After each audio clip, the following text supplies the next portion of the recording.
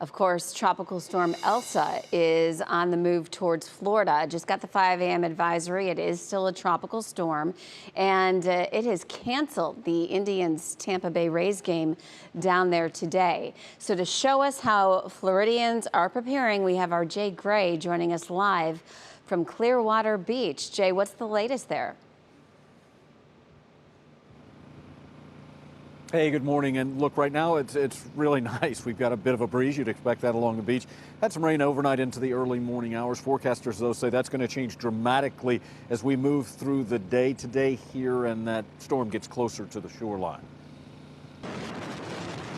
After battering the Caribbean with high winds, heavy surf, and flooding rains, Elsa now takes aim at the Florida Gulf Coast. Some on the western side of the peninsula stacking sandbags and stocking up on storm supplies. Freshen up the batteries, check, make sure that the radio works, and make sure that we have extra lights. Crews pulling in chairs, tying them down in Clearwater Beach, though a closer look at the shoreline shows more partying than preparing.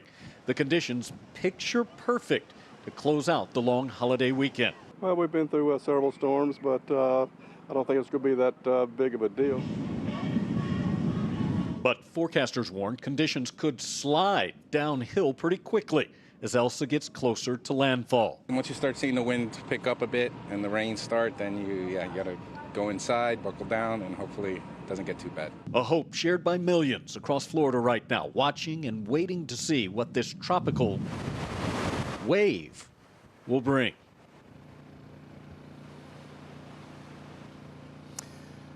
Yeah, and look, there are watches and warnings all along the coastline right now. Emergency managers warning the time to either prepare or move to higher ground is quickly running out here. Holly? You know, Jay, Elsa is going to move through Florida fairly quickly, but from what we're seeing on forecast models, it will still be a problem throughout the week, right?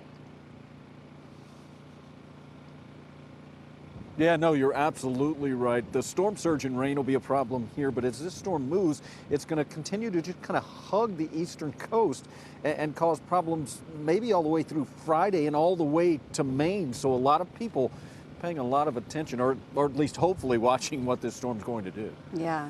All right, Jay. Well, thank you so much. We'll check back in with you a little bit later in the show. And at least it's calm there for now, right? But we are going to start with Elsa and the latest coordinates. They just came in at 5 a.m. from the National Hurricane Center. There hasn't been a whole lot of change. 60-mile-an-hour winds, so it's still a tropical storm. It has gusts as high as 70. Remember, it has to be 74 to be a Category 1 hurricane. And it is moving to the north-northwest at 12 miles an hour. So right now it's just basically sitting off the coast of Florida.